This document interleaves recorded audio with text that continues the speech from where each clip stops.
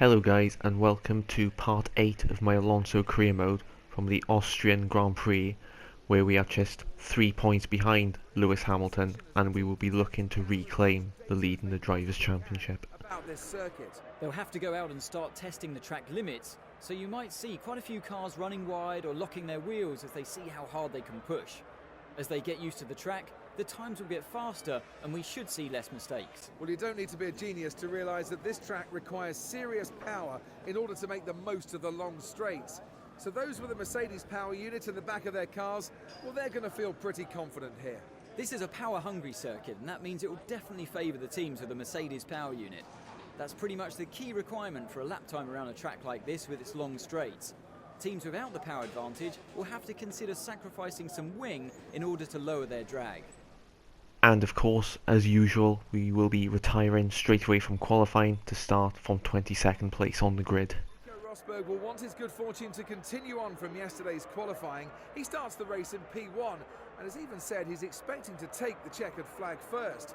You wouldn't want to bet against him doing just that. He'll want to end this weekend on a high after yesterday's fantastic performance, but he's going to have a lot of competition. I doubt he'll be expecting an easy race, especially considering the teams around him. Hoping for better fortunes this weekend will be Red Bull's Daniel Ricciardo, who had a Grand Prix to forget last time out. He just didn't get the right balance in the car, but in practice this weekend he's been working hard with his engineers to get on top of that setup, and hopefully he can have a better race today. So here we are for the start of the Austrian Grand Prix. We got 5 lights now, and away we don't go. As usual, we will be waiting 10 seconds before we eventually set off, as we do now. We suffered our worst result of the season last time out in Canada, finishing off the podium for the first time this season. So can we get back into the podium places today? Well, to find out, we're going to have to get past these 2 Caterhams first, with Kobayashi right behind his teammate Marcus Ericsson, and we're going to try and overtake them both, hopefully on the run up to the right-hander. But no, Kobayashi instead goes for a move on his teammate. Contact by the looks of it. I think Kobayashi has half spun it after contact with his teammate, so we take advantage of that, and up to P20 we go. And then 1 lap later we're now going up the inside of Gutierrez for P19, but we don't get a great exit and he's pulling ahead of us again. Can we stay up the inside of him for this next right-hander? Yes, we can. And we're going to try and overtake Maldonado as well, are we? Nope. Even with a slight corner cut, we don't manage to get past the Lotus driver. But we're going to try again now through the long left-hander. And yes, looks as though we have pulled it off. And now we got the 2 Marushas and Adrian Sutil just in front of us. We're going to try and overtake Max Chilton now on the run up to the penultimate corner. And we're going to try and go around the outside of him, are we? No, we've gone wide by the looks of it. Slight contact there, but we're going to try and go around the outside again, and we've pulled it off. So great move from Alonso. And then we're going to fast forward up to turn 1. We've got Sutil making a move on Jules Bianchi. But Bianchi brilliantly holds it around the outside, and now we're going to try and overtake both of them on the run up to the second corner. And what will Alonso try and do when we arrive there? Will he try and go around the outside, or will he try and get the switch back? It looks as though, yes, he's going to try and go around the outside, and he's pulled it off. Fantastic move from the Ferrari driver. And now skipping to the end of lap 5, and we're just going to cruise past Grosjean there for P14 with the help of DRS. No chance for the Lotus driver there, but Alonso, he runs wide, and Grosjean sneaks back past him, and I think one of the Mercedes just came out the pits as well ahead of us. So only onto the 6th lap, and already Alonso is a full pit stop behind Nico Rosberg. So Alonso's chances of winning this race may already be over. But anyway, on to the start of lap 8 now, and with a couple of other drivers making their first stops, we're now up to P6, and the other Mercedes of Hamilton has just come out the pits ahead of us again, so both Mercedes drivers have a huge advantage over us. But who knows, maybe there is still a chance to claim the final step on the podium for ourselves. But now, at the end of lap 9, Alonso makes his first stop, and he's going to put on a set of option tyres.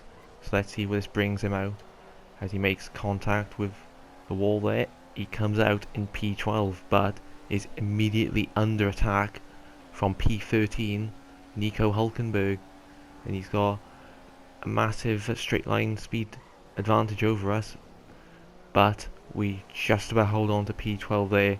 The Hülkenberg's going to have DRS on us now, so we're going to have to defend again from the Force India driver. We momentarily go down to P13, but we fend him off and we maintain P12.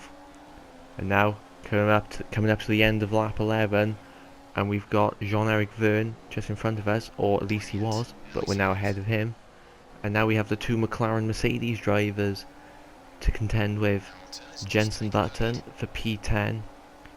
It looks as though we may get the move done before we get to the first corner. Indeed we do.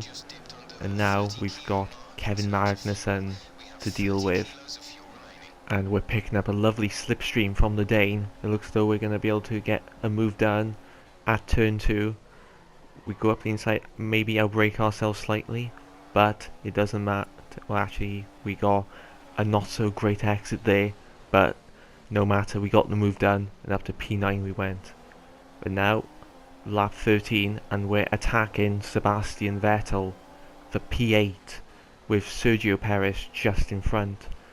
And in the meantime, we're going to go right around the outside of Vettel, a fantastic move from Alonso there. And now we're attacking Sergio Perez for P7. It's not going to be an easy move though. He's got that Mercedes engine in the back of his Force India. But that's not going to stop Alonso from trying to do a fantastic move down the inside at the penultimate corner. And now into the start of lap 16, we've got a few more drivers making their second stops. And we're back up to the podium places momentarily.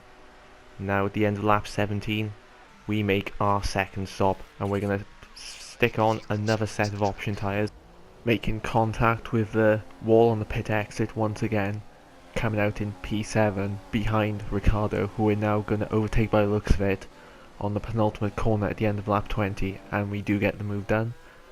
And now we're going to fast forward a few seconds to us setting a new fastest lap for the race at a 1:10.093. And now going forward a few laps again to the start of lap 23, we've actually gone up to P2 by the looks of it, which is a bit surprising actually, considering that the two Mercedes drivers were a long way ahead of us and the rest of the competition. So presumably something has happened to Nico Rosberg. But having looked at the replays again, I can tell you that he wasn't involved in any sort of incident. He just made an extra stop for no apparent reason. But anyway, back to our race, and we have put on a second set of primes now. That'll take us to the end of this race. We momentarily dropped down to P6, but with other drivers making their final stops, we eventually moved back up to P2 at the start of lap 30. And I think that was pretty much everything that happened during this race. So it was an uneventful final few laps for us.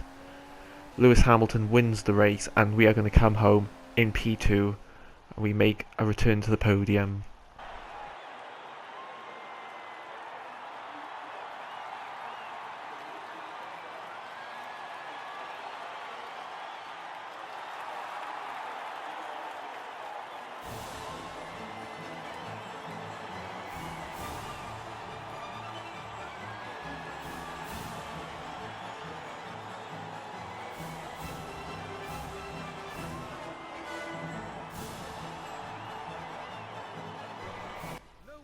So confirmation of the result, it was Lewis Hamilton who took a fairly comfortable win in the end.